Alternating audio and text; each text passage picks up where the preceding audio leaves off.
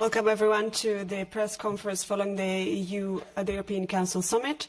We'll start directly with the speeches of the President. So, President of the European Council, Michel, you have the floor.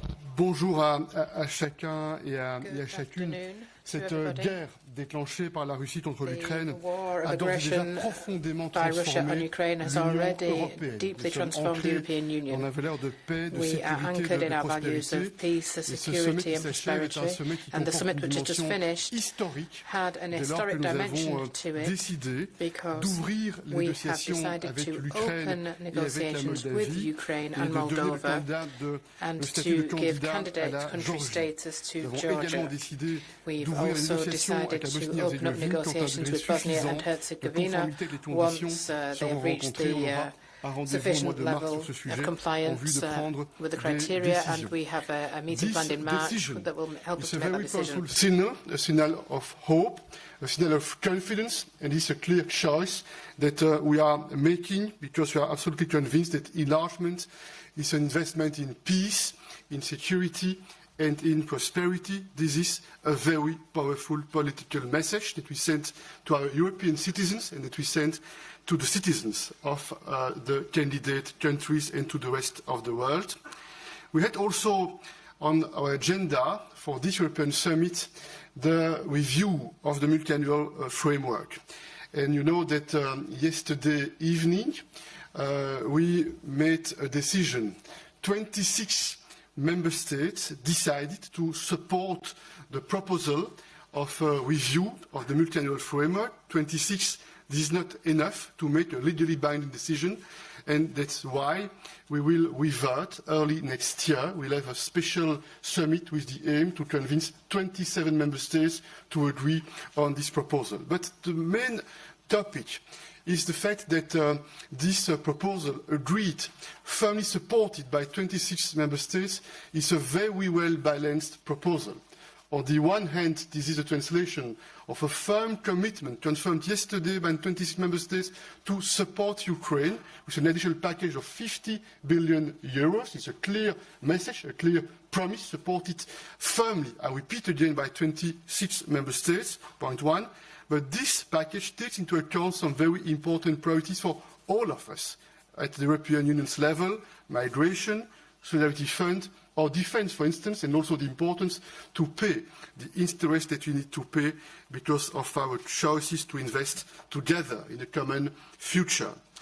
That's why I would like to repeat again that I'm extremely confident and optimistic that we will be in a position to fulfill on our promises to support Ukraine with financial means in the weeks to come. I'm confident that the decision will be formalized. Enfin, nous avons eu l'occasion ce matin de mener un débat stratégique extrêmement important et de grande qualité sur la situation au Proche-Orient. C'est notre voisinage direct. C'est un conflit qui emporte beaucoup de drames, de douleurs, de souffrances et de conséquences en termes de déstabilisation de nos sociétés, en termes de polarisation de nos sociétés. C'est pour laquelle l'Union européenne doit être engagée autant que possible pour tenter de porter une voix qui a un impact sur ce conflit. Have an impact on what is happening. I just want to share some of the points that is a bit of a summary of our work on this topic today. On the one hand, there is strong unity around the guarantee of security for Israel. Israel has the right to its security, it has the right to exist, and that's why on repeated occasions we have continued to condemn Hamas's terrorist attacks and the choice of Hamas to use civilians as human shields. We urge and call upon Hamas to release unconditionally the remaining hostages immediately, and we also repeat that the right to defend itself in Israel has to be carried out in compliance with international law. And we reiterate again also that humanitarian support and aid must be guaranteed. Amongst some of the members of the European Council, there are different feelings and sentiments about the idea of a pause, a humanitarian pause, supported by others, and a humanitarian ceasefire, supported by others. But the essential points, I think, are linked to 2 points. d'être très mobilisé pour joint soutenir commitment davantage sur le plan to humanitaire, further d'appeler support and offer support on humanitarian aid and to ensure that humanitarian access for aid is open. Initiatives très concrètes qui ont été prises les dernières semaines there have pour been intensifier specific ces actions humanitaires ou ces efforts humanitaires, examples and initiatives taken to ensure that happen, whether they be hospital ships that are deployed in the vicinity, or Cyprus's initiative to make available a maritime corridor to favour and facilitate access to humanitarian aid to the Gaza Strip. But what's also been said is that it's important to commit in terms of solidarity and to ensure more maritime security. Security and safety is also something that the Member States in the European Union can have a role on. Now, alongside this humanitarian dimension, which unites us, another essential point is not just to reiterate the traditional standpoint of the EU, but it's a commitment to the political process for a two-state solution. And that means that the European Union countries have to work in an accelerated way to build upon this, and many Member States today mentioned this, that we need to continue to work and to progress on this. They are some of the elements that were discussed. Some people said that we should quite rightly condemn the increasing attacks led by settlers against Palestinians in the West Bank. And obviously, we want to try and encourage stability in this part of the region. That's extremely important. And also, we talked about the next day. What happens after the hostilities stop?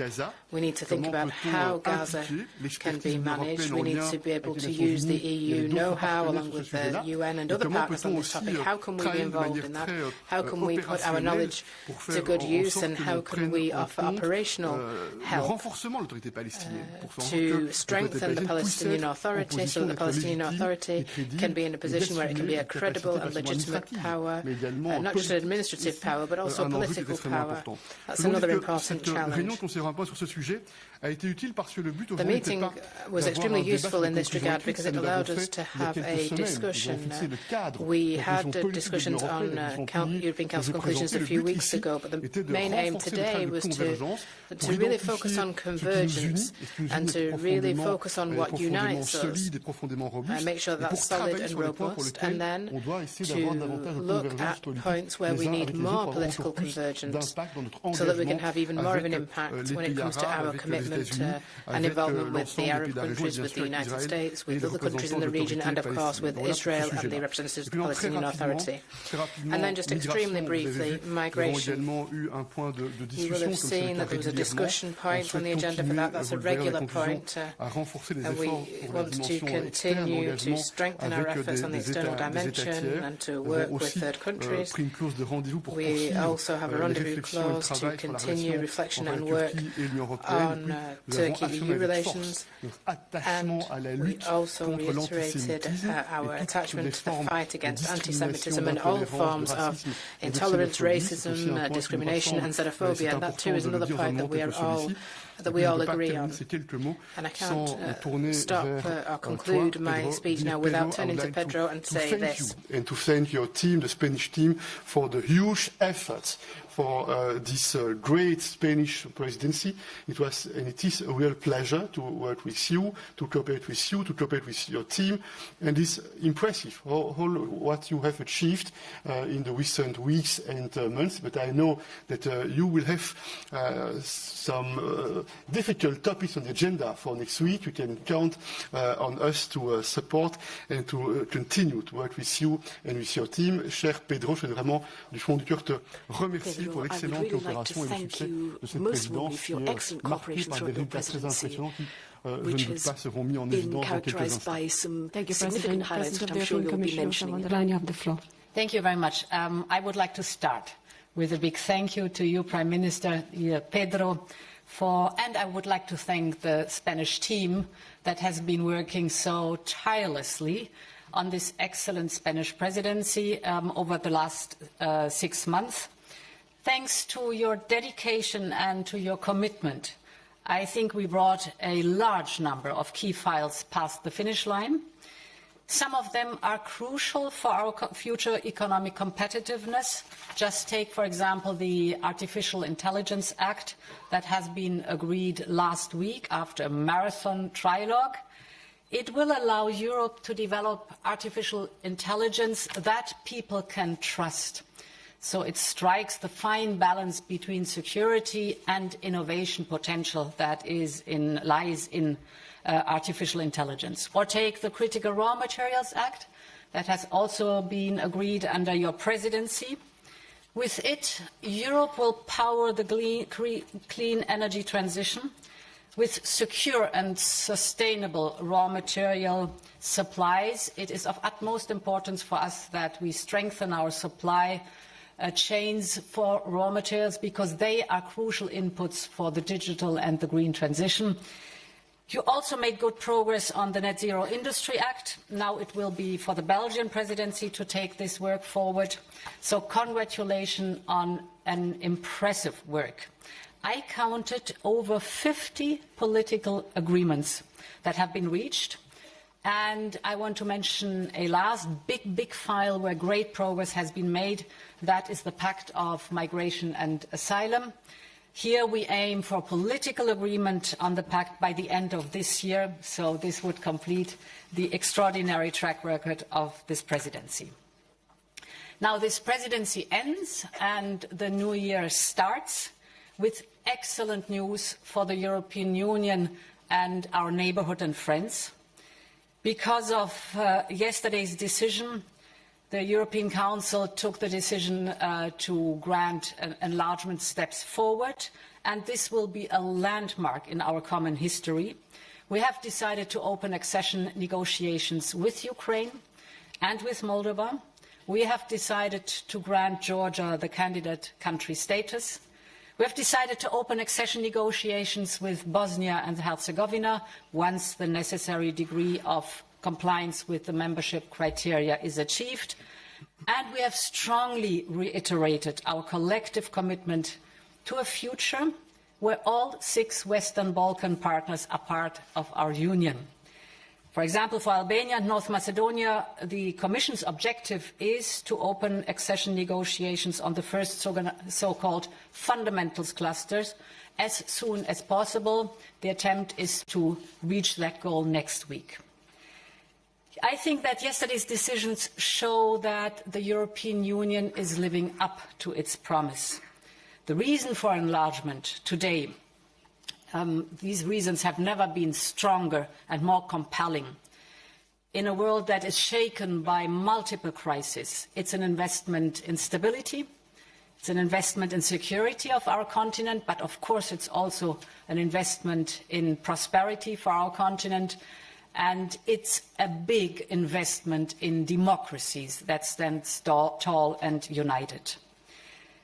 Let me now turn to the revision of the EU multi-annual budget. As you know, the current budget was designed right before the numerous crises we have encountered since its adoption.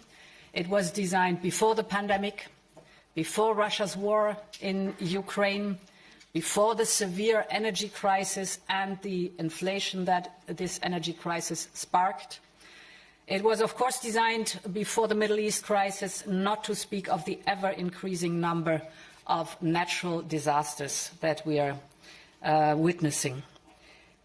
So we have extensively mobilized our EU budget to provide the necessary support and answers, but we have now come to the limits of our budget to answer these unexpected crises. And that is the reason why back in June, the Commission proposed a reinforcement of the EU budget. We put forward very clear priorities. Of course, the first priority is Ukraine, the support to Ukraine, then the work on migration, the boost of Europe's competitiveness, our answer to the Inflation Reduction Act, for example.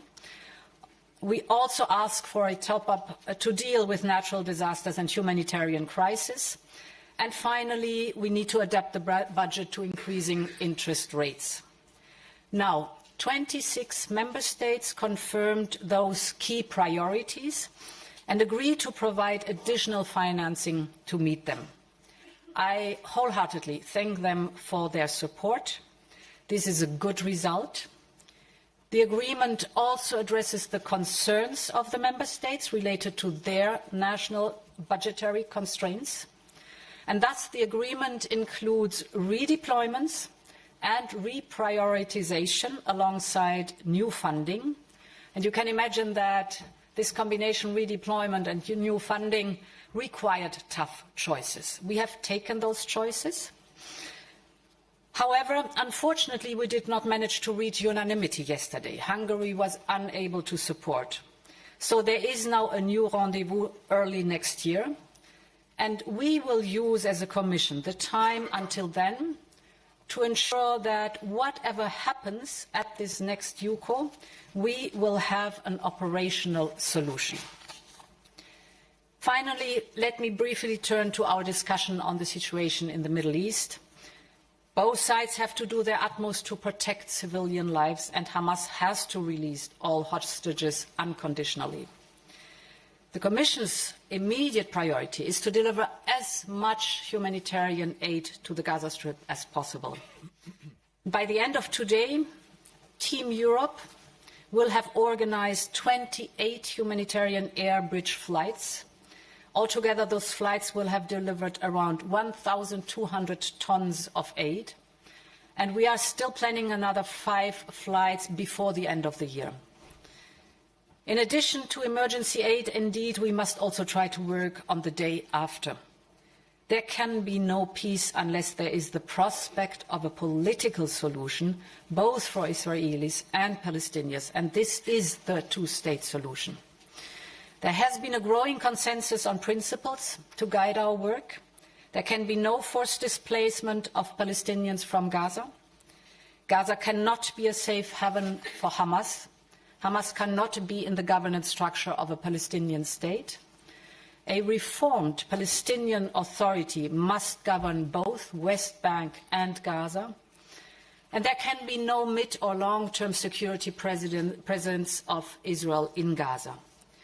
Building on the fact that we are the largest donor and therefore have an influence in the region and are well connected in the region, and building on the fact of our experience, these principles we are working on with partners in the region, because this is a good foundation to create the solution everyone is asking for. Thank you very much. Thank you, President. Prime Minister of Spain, Pedro Sánchez. Muchas gracias. Me permitirán que, en primer lugar, agradezca el trabajo de toda la delegación española, tanto en Bruselas como en los distintos ministerios, porque efectivamente, y luego daré cuenta de ello, el resultado de esta presidencia rotatoria de España del Consejo de la Unión Europea ha sido muy satisfactorio. Y aun siendo cierto que, desde luego, desde un gobierno progresista y con la experiencia que acumula ya España de haber liderado previamente otras presidencias, el trabajo cuenta con un capital humano muy asentado en los departamentos ministeriales y también aquí en la delegación española, sin los equipos y sin el liderazgo del presidente del Consejo y la presidenta de la Comisión y los equipos del Consejo y la Comisión tampoco hubiera sido posible todo lo que hemos logrado durante estos 6 meses. Así que también quiero agradecer el trabajo de Ursula, de Charles y de todos sus equipos en estos 6 meses. Y sobre el Consejo de estos días, recordarán ustedes en el primero de los puntos la ampliación, que el 1 de julio yo tuve la ocasión de poder ir a Kiev, de reunirme con el presidente Zelensky y de trasladarle la voluntad manifiesta de todos los Estados miembros y las instituciones comunitarias de, en este semestre, poder aprobar ese acuerdo histórico que hemos alcanzado en el día de ayer de abrir las negociaciones con Ucrania, no solamente con Ucrania, también con Moldavia, evidentemente but Moldova as well. And of course, the same goes for the Western Balkans and Georgia in particular, if they comply with the necessary conditions, that is. And so that was the commitment that we made on the 1st of July in Kyiv on behalf of all the European Union institutions and Spain. And this is just one of the historic chances, really. It just so happened that the opening of the negotiations to include Ukraine was approved under the Spanish presidency. Spain is not a founding member of the European Union. We joined back in the 80s. And of course, it's an even greater honour that being the case, because it's not so much only it's not that the historical situation is the same, but there were many countries who wanted to join the European family for a long time, and ultimately it is possible for that to happen with the backing and assistance of the European institutions. On the multi-annual financial framework, as Charles de Ursula said, I believe that over the past 6 months we've done some work which has been very difficult, very complicated. It's really been quite painstaking, but I think we have managed to achieve one significant thing. We reached agreement among the 26 countries. There are 27 of us in the EU, and I'm confident that under the Belgian presidency, over the coming 6 months, it will be possible that Prime Minister De Croo will be able to achieve that agreement among the 27. I'm not sure whether it will be easier or more difficult than reaching agreement among the 26, but in any event, it will be up to him to bring about this very necessary update and revision of the MFF, as has already been pointed out. I don't really want to say any more over and above what Charles said. I'd just like to thank all the member states for their support, and I would just add to what the President of the Council said, just one point which I think was broadly accepted by the member states, namely this. It's important that the Council reflects strategically on the southern neighbourhood. It's clearly apparent that we've had other geopolitical debates, but I believe, looking at what's happening in the Middle East, and not only in the Middle East, I think that should compel us to look to the south as well, and to have a far more strategic vision of what we're doing in the European Union, working together with many countries who are our allies when it comes to ensuring stability and economic stability in a very important area, namely the Mediterranean, a very important part of Europe. And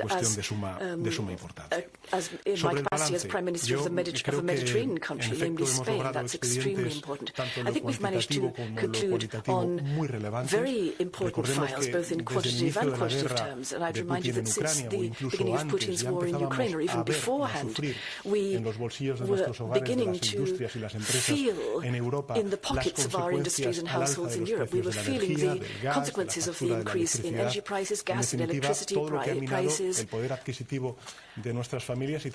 And it had an impact on our families' purchasing power and on Europe's competitiveness as well. And what we've been able to do over the past few days is to reform the energy market. It required very thoroughgoing, intense debates. It involved a lot of discussion over many years as well, and I think that was one of the most important achievements of this presidency.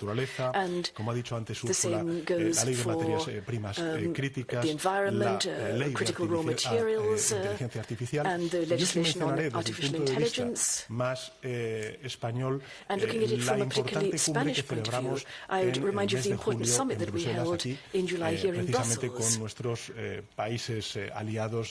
our allies from Latin America and the Caribbean, the CELAC summit, that is, where not only did we commit to a number of strategic investments in the Latin American and Caribbean continent, but we also undertook to finance and to foster the strategic relationship between the two blocs. That, I believe, is very important, because clearly these trade agreements have made some progress. Obviously, we would have wished to be able to complete on Mercosur, but we didn't manage to do that. But we did nonetheless sign an important agreement with Chile, which I'm sure will reaffirm and shore up this relationship. I'd also just like to mention the informal council, the informal summit that we held in Granada, where we looked at all the important points on Europe's strategic agenda. agenda, which will be taken forward under the Belgian presidency.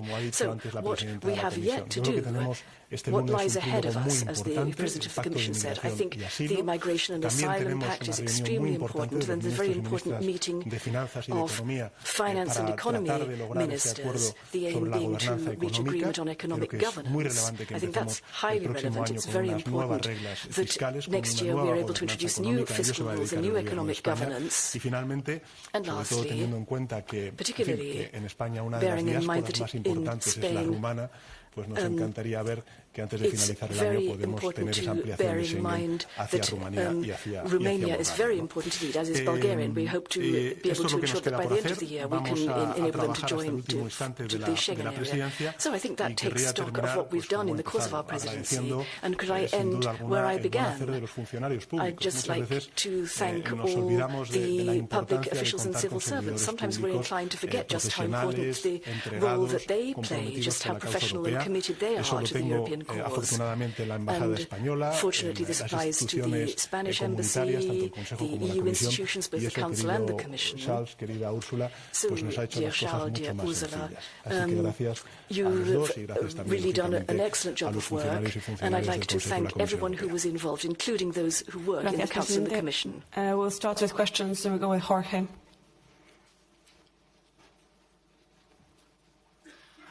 Here, Jorge Valero with Bloomberg. Two questions for President Michel first. There were some leaders and delegations that pointed that the summit will be, the extraordinary summit will be in late January. You say early next year. If necessary, that summit could be in February. For President von der Leyen, do you think that, based in your contacts with Hungary, do you think that by then, by that summit, Hungary could conclude all the outstanding 23 milestones to unblock the 20 billion euros? And you also mentioned that time you will use that time to have an operational solution. Does that mean that by then you will have a plan B ready in case there is no agreement at 27 on the MFF? Thank you very much. Sur la première question, la date n'est pas encore fixée pour ce sommet spécial qui aura lieu en début d'année prochaine. Ça devrait être autour It doesn't have a date yet. It will be around the end of January, beginning of February. That's just an indication that I can give you, but date not been confirmed yet. President? Yeah, okay. So, first of all, there are three elements what the blocked finances or the blocked budget parts for Hungary are concerned. The first one is Next Generation EU. Everyone knows that Next Generation EU has a combination investments for reforms. If Hungary moves on the milestones, then there is a movement forward with the payments, as every other member state also gets the payments with the reforms. The second element is the conditionality mechanism. Here too, if Hungary fulfills the requirements, there is movement and money could be dispersed. And the third element is the enabling conditions for the cohesion funds. Here Hungary has moved, and the result is that 10 billion of cohesion funds are ready to be dispersed with the typical procedures of the cohesion funds. So it's always the same principle. All the other member states know these principles and abide to these rules.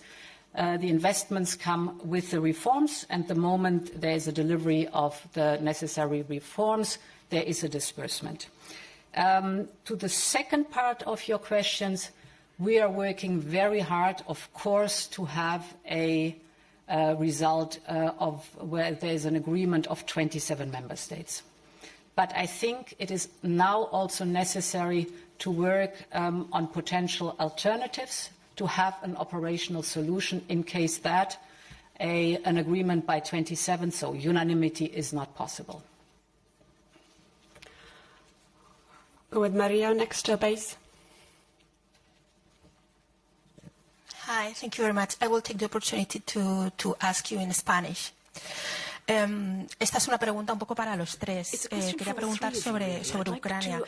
Y si no temen crearle falsas esperanzas, como ha pasado un poco con Turquía y los Balcanes, que llevan años en lista de espera, y que a la tragedia de la guerra a gran escala lanzada por Rusia se sume además una decepción con la Unión Europea.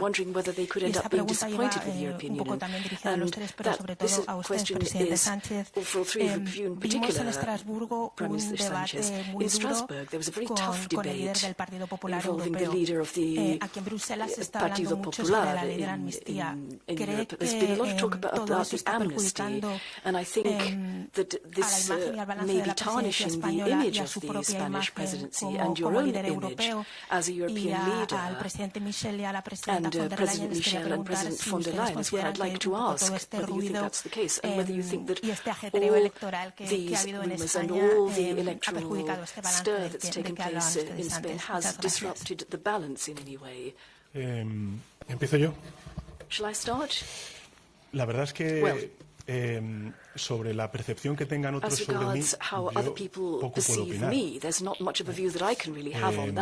recordaré algo que me parece importante, ¿no? En la comparecencia del Parlamento Europeo. Creo que es un error criticar a un gobierno progresista y europeísta como el que tenemos en España, con argumentos falaces de la oposición conservadora española. En segundo lugar, yo lo que trasladé es una reflexión que se han hecho además también dirigentes del Partido Popular Europeo. Quiero recordar que el anterior dirigente del Partido Popular Europeo, el señor Tusk, dijo textualmente, antes de ser elegido primer ministro en Polonia, que el problema de filtrear con la ultraderecha es que acabas pensando como ella.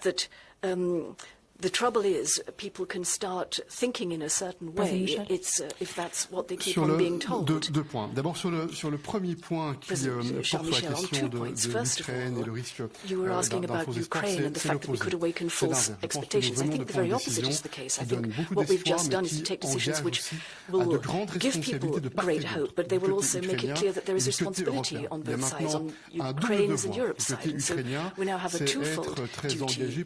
Ukraine has a duty to be very committed and continue the work in implementing the necessary reforms in order to ensure that Ukraine is able to join the political area, the space which is based on common values, and the legal space, the legal area which it shares with the European Union. And we have a responsibility among the 27 member states. We need to prepare for that time, the time of enlargement. So once again, I am absolutely convinced personally that this enlargement is a choice. It's a choice for the future of Europe, which in the future will need to be more stable, more safe and secure and more prosperous. And for our children, I think it needs to be more stable, more secure, more prosperous, with countries who wish to join us within the European Union.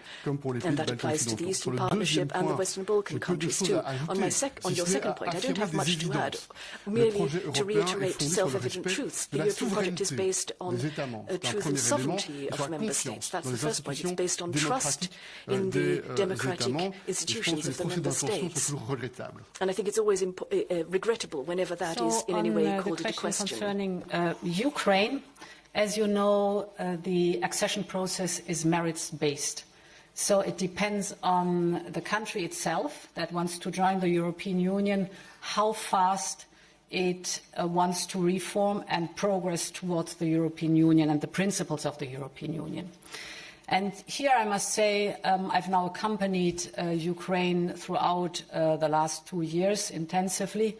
It is impressive to see the speed with which they are passing the reforms and the depth of the reforms they are applying. And for me, it is specifically impressive because this is a country that is facing an all-on war. So despite this war, they are deeply committed and determined to move forward, and it's in their hands what the progress is concerned. This actually goes not only for Ukraine, but for every country that wants to join the European Union.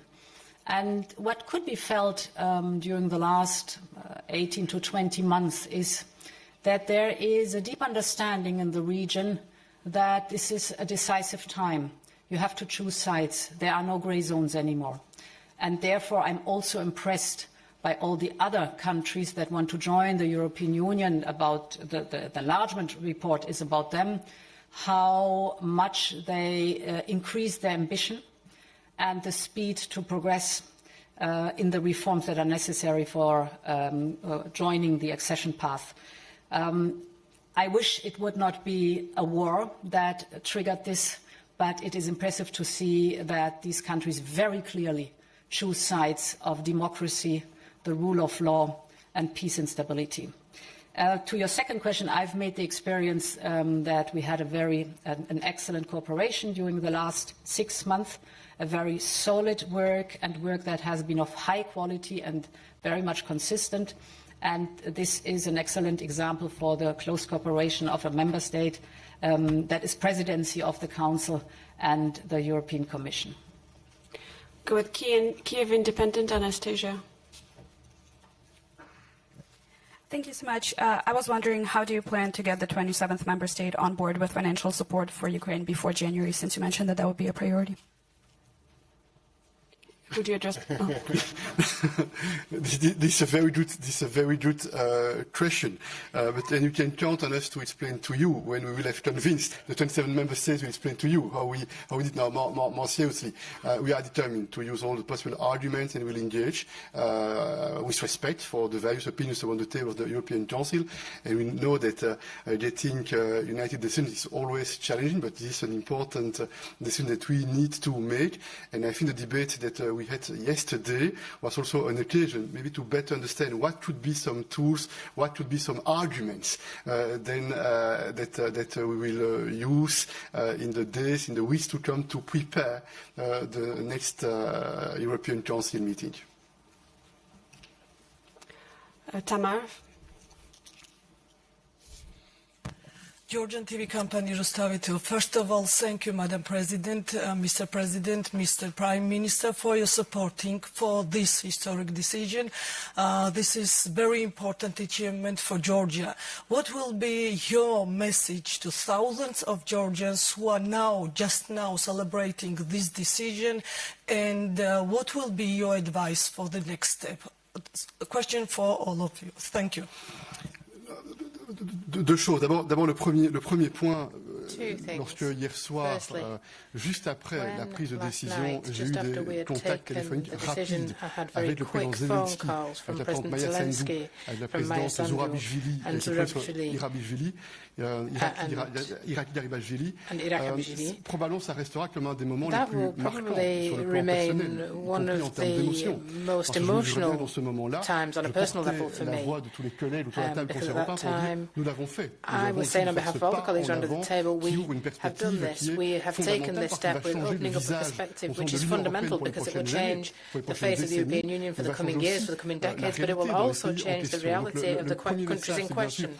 So the first message is, of course, congratulations. We're really happy that we were able to take this decision. Second message, now let's work quickly, all of us together. Let's roll up our sleeves, let's make the necessary steps and reforms, and let's make this European Union that we all share a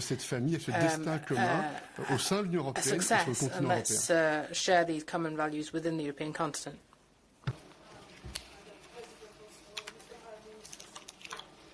Basically, it is congratulations and keep up the good work. You are Europe. We want you to join the European Union, and let's work together. I would add profit the momentum, because nowadays in this very this international complexity that we're living in, to have positive horizons as the one that the people in Georgia, in Moldova, and also in Ukraine are having, I think, is quite important. So I think it's, first of all, profit that momentum and go for the reforms that would allow, at the end of the day, to enlarge the European Union to these very important three countries. Beatriz, it's in the middle. Thank you very much. I think I will take the opportunity to ask my question in Spanish. La primera pregunta para el presidente Michel, por favor. Dentro de 3 meses, en marzo, de nuevo será necesario tomar decisiones a 27 para celebrar la conferencia intergubernamental y pactar el mandato negociador de las negociaciones con Ucrania. ¿Cómo planea conseguir esa unanimidad? ¿Será necesario otra vez que Viktor Orbán abandone la habitación, la sala?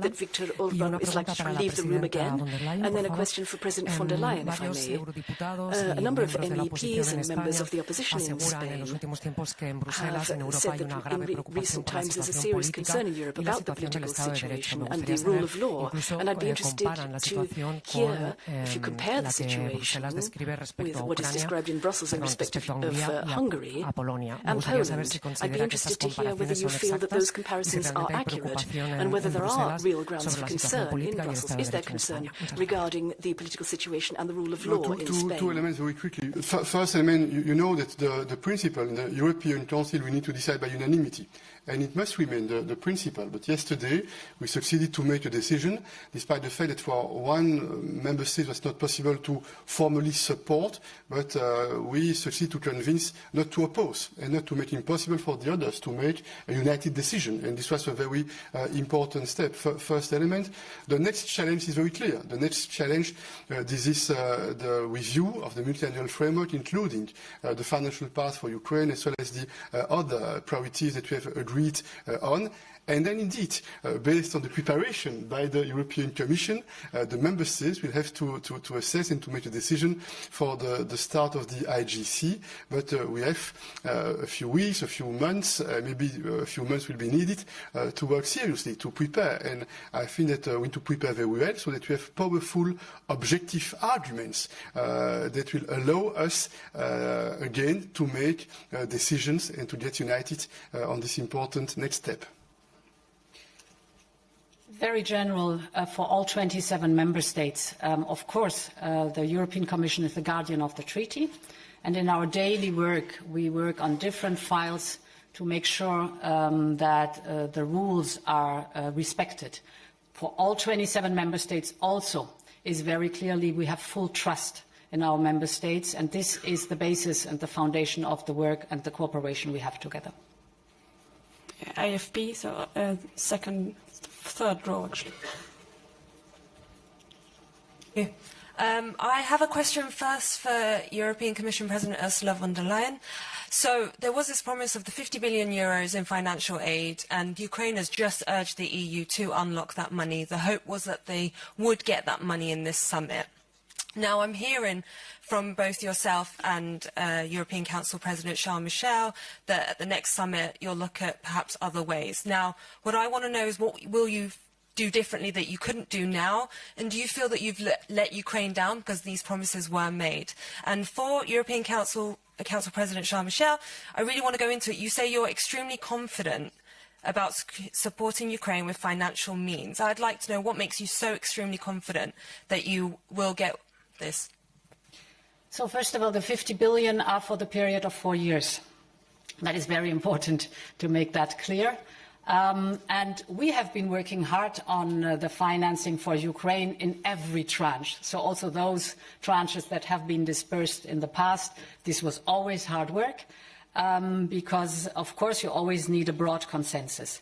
Now, in detail, in the coming days, we will release the last 1.5 billion euros for Ukraine for this year that have been agreed in the so-called MFA, macro-financial assistance, for 2023. So there's a disbursement in the next days of 1.5 billion. This will help Ukraine finance their needs for the beginning of the year 2024. This is important to build a small but important bridge.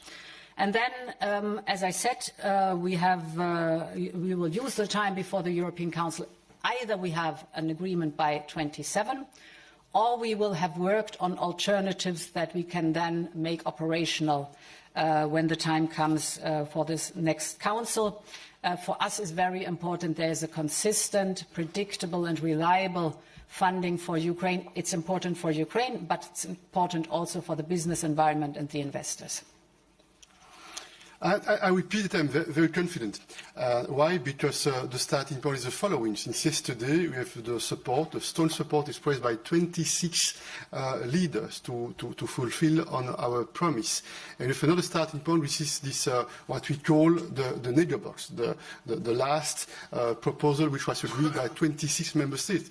It means that in comparison with some other European Council, we will start the meeting knowing that 26 member states are supporting the same goals, the same priorities, including a package of 50 billion for Ukraine for the next 4 years. Is my first point. And my second point, I don't intend to enter into the technical details, but we have various tools available to make sure that we'll be able to fulfill our promise. Thank you very much. We'll close up here the press conference. Thank you. Have a nice weekend. Oui.